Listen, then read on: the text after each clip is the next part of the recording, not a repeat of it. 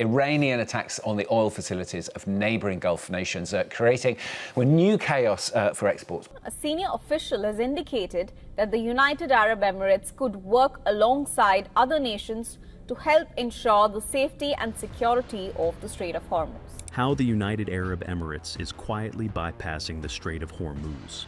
While Iran shut down the world's most critical oil corridor, one country didn't panic. It just switched on a pipeline it had been quietly running for over a decade. And almost nobody outside the oil industry knew it was there. Now, this is an important waterway with about 20% of the world's oil consumption passing through this narrow curve. It's used by most of the major oil and gas producers in the Middle East. On March 8, 2026, maritime intelligence firm Windward recorded just 2 ships transiting the Strait of Hormuz, both Iranian-flagged. Not a single inbound commercial vessel crossed in either direction. The global energy market was in freefall. The UAE's crude oil was already moving underground, the choke point that controls everything. Every single day, roughly 20 million barrels of oil move through a strip of water just 33 kilometers wide at its narrowest point. That is 20% of all oil traded in the entire world, flowing through a gap so tight it barely registers on a world map. Qatar, Kuwait, Bahrain, large parts of Iraq, they have no other maritime exit. The Strait of Hormuz is not just a shipping lane, it is the only artery their economies run through. Block it, and they suffocate. The U.S. Energy Information Administration documented it clearly in its 2023 to 2025 data. Roughly 20% of the world's liquefied natural gas and 25% of all seaborne oil trade pass through the strait every single year. The volume of oil supply now offline is already higher than the supply loss during the oil shock of 1973. In 2024, that averaged 20 million barrels per day. Every one of those barrels depended on calm, uncontested passage through a waterway where Iran holds the northern shore and has done so for over 50 years. Iran's Revolutionary Guard, the IRGC, controls naval operations across the entire Gulf. Thousands of naval mines are deployed along the coastline. Fast attack boats and anti-ship missiles are positioned for immediate response. The IRGC has practiced swarming tactics using small vessels, coordinated to overwhelm larger naval forces before those forces can organize a coherent defense. Iranian islands of Hormuz, Kish, and Larak sit directly inside the strait itself. 3 other islands, Greater Tunb, Lesser Tunb, and Abu Musa, disputed between Iran and the UAE, have been under Iranian military control since 1971. Every ship that transits the strait passes under Iranian observation from multiple elevated positions simultaneously. It's massively disruptive across all manner of regions and all manner of commodities as well. There is no way to move through that water without Iran seeing it. For 4 decades, that configuration was enough. Every time Western sanctions tightened, every time a U.S. carrier group moved into the region, every time diplomatic pressure mounted, Tehran made noise about closing the strait. Oil markets shuddered, insurance premiums jumped, governments recalculated their positions. The bluster would eventually recede. Diplomats would find a formula. It was theater. It was a bluff. It worked reliably for 40 years because it never had to become real, until February 28, 2026. That morning, the United States and Israel launched coordinated strikes on Iranian military facilities, nuclear development, sites and leadership infrastructure in an operation called Epic Fury. The aftermath was not a diplomatic crisis that could be walked back over weeks of careful language. It was immediate, physical, and catastrophic for global shipping. Iran's Revolutionary Guard began broadcasting on maritime radio channels. Passage through the Strait of Hormuz was not permitted, not legally binding under international maritime law, completely effective in practice. The message reached every ship captain, every fleet operator, and every maritime insurer in the region simultaneously. The safety of passage could not be guaranteed. In the shipping business, that sentence ends voyages. Commercial shipping through the strait collapsed almost overnight. MSC, CMAC, GM, and Hapag-Lloyd suspended all transits. Tankers sat idle in the Persian Gulf, loaded with oil, crews on board, engines running, no port authorized to receive them. Cruise ships carrying over 15,000 passengers combined were stranded, unable to clear the region. Logistics companies began routing cargo around the entire African continent, adding weeks and millions of dollars to every voyage. By March 8th, traffic through the strait had fallen to its lowest level since the crisis began. 2 ships in a single day, both Iranian. Not one inbound commercial crossing recorded. Brent crude exploded from the mid-$80 range to nearly $120 a barrel, a 40% surge in days. California gasoline crossed $5 per gallon within 2 weeks. Diesel shortages emerged at European truck stops. Airlines began issuing profit warnings as jet fuel costs spiraled out of their planning assumptions. Then, Iran tightened the grip further. Passage would be selectively permitted. Chinese vessels only, citing China's supportive stance throughout the conflict, plus ships that were Muslim-owned or Turkish-operated. Everyone else, locked out. The most critical waterway on the planet had become Iran's geopolitical toll booth. Several oil majors and top trading houses, they've suspended crude oil and fuel shipments via the Strait of Hormuz. This was not a threat. It was not theater. The 40-year bluff had finally fully been called, and it had landed. But one country had already built its way around it, the $4.2 billion escape tunnel. While the rest of the Gulf scrambled, the UAE had already quietly rerouted its crude oil through a pipeline it had been operating since 2012. Not a rushed emergency response assembled in the chaos. Not a temporary fix improvised under pressure. A $4.2 billion piece of infrastructure that had been sitting there, fully operational for over a decade, running at 71% capacity with room to push harder on the morning the crisis hit. The Abu Dhabi crude oil pipeline, ADCOP, also called the Habshan-Fujairah pipeline, is a 380-kilometer, 48-inch underground pipeline running from the oil fields of Habshan in the Abu Dhabi interior straight east to the port of Fujairah on the Gulf of Oman. It runs underground through desert terrain. It never approaches the Persian Gulf. It exits the Arabian Peninsula on the eastern side, completely outside the reach of Iranian naval operations. Here is why the geography matters. Fujairah sits on the Gulf of Oman, not the Persian Gulf. Any tanker loading at Fujairah has already bypassed the Strait of Hormuz entirely.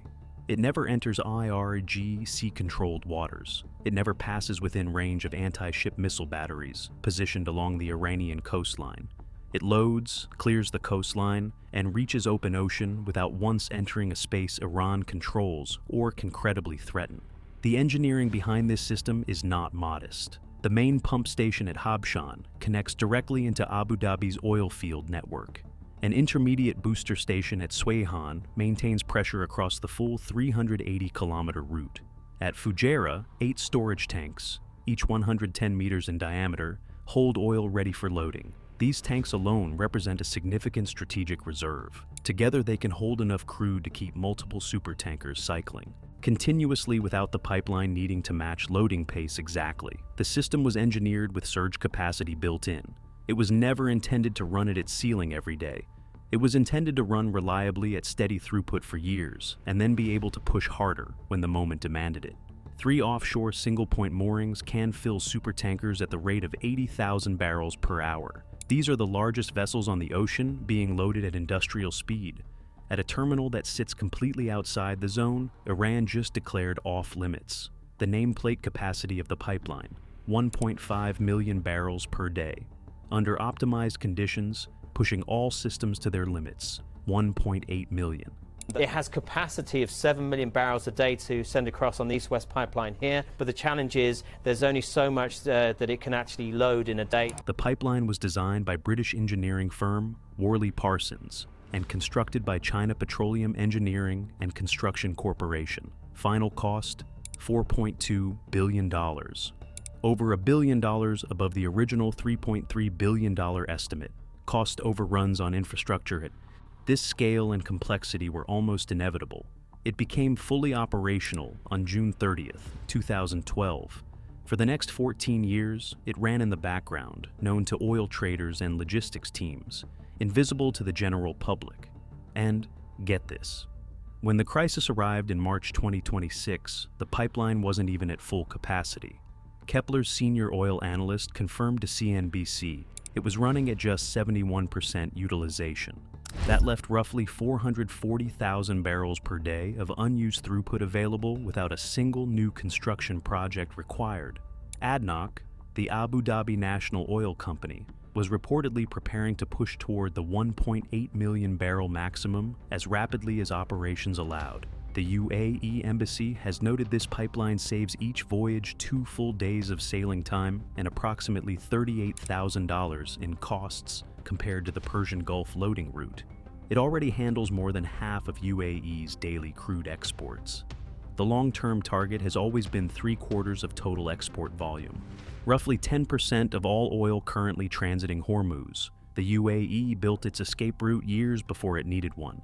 When the worst-case scenario arrived, the tunnel was already warm. That is not fortune. That is 14 years of deliberate strategic patience executed quietly, while the rest of the world continued assuming the strait would always be open. Now here is the part that changes the picture entirely, and why this pipeline, as impressive as it is, was never going to be enough on its own. If you want to see how this escape route itself became a target, and what a $200 billion alternative to the strait would actually look like, subscribe now so you don't miss where this story goes. Why the pipeline isn't enough. The Strait of Hormuz moves 20 million barrels per day. ADCOP, at maximum capacity, moves 1.8 million. That is less than 10% of total flow.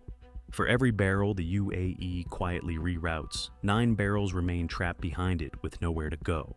Add Saudi Arabia's East-West Pipeline, the Petroline, running 1,200 kilometers across the peninsula from the eastern oil fields to the Red Sea, and total combined bypass capacity reaches somewhere between 3.5 and 5.5 million barrels per day. Still leaves 14 to 16 million barrels per day with no alternative route. Kuwait, Qatar, Iraq, Bahrain, countries with no pipeline exit, no bypass, no infrastructure built for any scenario other than the strait being open. Their entire export architecture assumed the strait would always function. It was not built for this. Emirates port of Fujairah for the second day in a row, reportedly triggering a large fire at an oil facility there. The IEA stated it plainly in early 2026. Large volumes of oil flow through the strait, and very few alternative options exist to move oil out of the Gulf if it is closed. That assessment carries a weight that is easy to miss in the noise of price spikes and shipping headlines. What it means in practice, nations that hold some of the largest proven oil reserves in the world, nations whose entire fiscal budgets depend on oil export, revenue woke up in March 2026 with full tanks and no way to ship. Kuwait was sitting on roughly 100 billion barrels of proven reserves. Qatar held the world's largest single natural gas field. None of it moved, not because the oil was gone, because the exit was locked. There is a second problem that barely made headlines amid the price surge. ADCOP carries crude oil only. Refined products, diesel, jet fuel, naphtha, liquefied petroleum gases require entirely separate infrastructure. The chemistry is different, the pressure requirements are different, the handling and storage systems are incompatible. A crude pipeline cannot simply be adapted to carry jet fuel, and no bypass pipeline currently carries refined products at meaningful scale. Anne Lune Rasmussen, chief analyst at Global Risk Management, told Middle East Eye that roughly 30% of Europe's diesel imports and half its jet fuel imports came from the Middle East, heading into 2026. This is very much a distillate crisis, she said, a jet fuel and diesel crisis, especially in Europe. Planes grounding, trucking networks stalling, farming, construction, freight. Every industry running on diesel was watching its cost structure disintegrate in real time. The $120 barrel headline was the number everyone tracked. The diesel shortage was the slower, structural damage that most people never saw coming, and it had no underground pipeline available to route around it. Then came the problem that no one had adequately modeled. What happens when the enemy identifies the bypass and targets it directly? The escape tunnel gets an address. March 1st, 2026. 2 drones strike the port of Duqm on Oman's southeastern coast. March 3rd, more drones hit fuel storage at the same port. Probing attacks, testing response times, identifying air defense gaps, mapping the network of facilities that made up the bypass infrastructure. Then the pattern moved to the bypass itself. Debris from an intercepted drone ignited a fire at Fujairah's oil terminal, the exact terminal the AD-COP pipeline feeds into. It's concerned about the disruption to the global energy market and indeed its own energy needs. A JSW infrastructure storage tank holding nearly 3 million barrels was damaged, not destroyed. But the message needed no translation. By March 6th, Maersk had suspended all operations at Fujairah port. By March 10th, ADNOC had shut down its Ruwais refinery, one of the largest refining facilities in the world, after a drone strike ignited a fire at the complex, the crown jewel of UAE oil processing infrastructure, burning. The timeline matters. From the start of the crisis on February 28th to the first drone strike on the bypass corridor on March 1st, 3 days elapsed. 3 days for the adversary to identify the bypass as a strategic priority, locate its physical infrastructure, and begin degrading it. The escape tunnel had been publicly reported on for years. Its location was not a secret. What changed was the decision to act on that knowledge, and the drone technology capable of reaching targets at that range with enough precision to matter. The $4.2 billion escape tunnel had a known address, and that address was taking fire. Two foundational assumptions had underpinned every Gulf bypass strategy. First, that Iran shared a practical interest in keeping the strait functional because a fully closed strait also damaged Iranian export capacity. Second, that Iranian drone technology lacked the precision and range to systematically attack dispersed port infrastructure spread across hundreds of kilometers of coastline. Both assumptions turned out to be wrong. The escape route was no longer just infrastructure, it was a target, which is what makes the next development the most consequential of all: the $200 billion canal.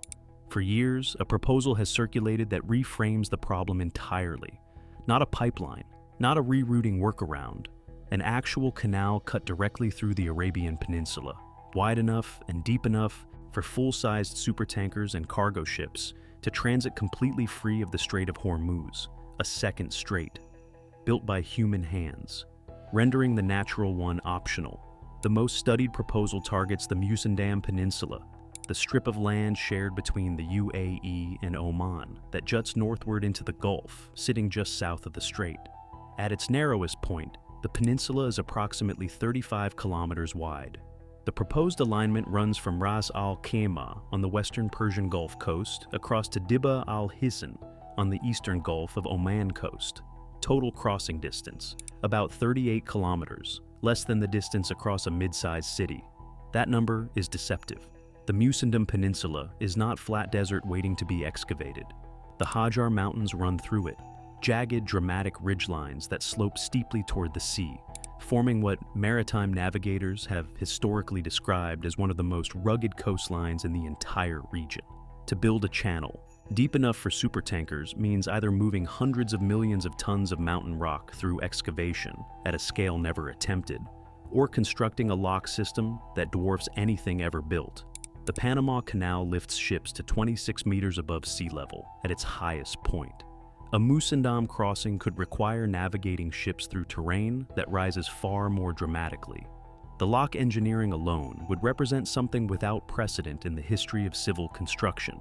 Dealing with a highly complicated situation following the news coming out about the confirmation of the Iranian supreme leader's killing. When Dubai first studied this proposal, a senior government official told reporters the cost was potentially prohibitive.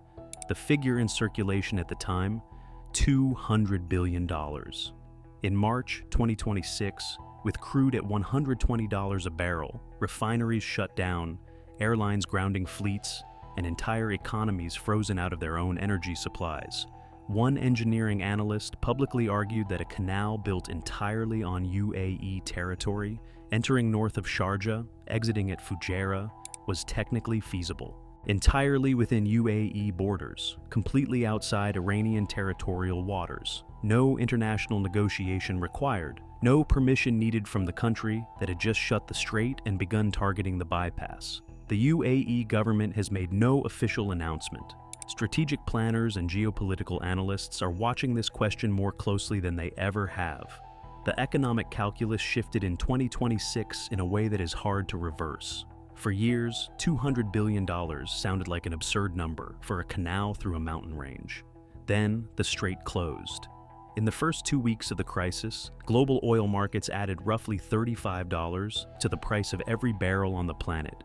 At 20 million barrels per day flowing through Hormuz, the economic disruption was running at hundreds of billions of dollars per month. Suddenly, $200 billion over a construction period of 15 to 20 years stops sounding prohibitive. It starts sounding like insurance, because the logic is now unavoidable. The bypass that exists proved an alternative to the strait can be built. The drone strikes proved it can be found and targeted once its address is known. A canal cut through UAE sovereign territory would answer both problems. A second maritime corridor, controlled entirely by the Gulf states, immune to Iranian closure, and unreachable by the leverage that has operated unchallenged for 4 decades. Whether the $200 billion canal ever breaks ground, or whether the geology, the cost, the political complexity, and the sheer scale of excavation make it permanently theoretical, the bypass that exists today is already on the map. The tunnel, the UAE spent 14 years building and $4.2 billion constructing, the one that was supposed to be the answer when the worst day finally came, is now a known coordinate receiving incoming fire. The escape tunnel is real, it's running, and it has an address. Drop a like and subscribe. We cover the infrastructure and geopolitics stories that actually shape the world. Tell us in the comments, do you think the $200 billion canal ever gets built? Or does Iran hold this choke point permanently? We're going deeper on exactly that question in the next video.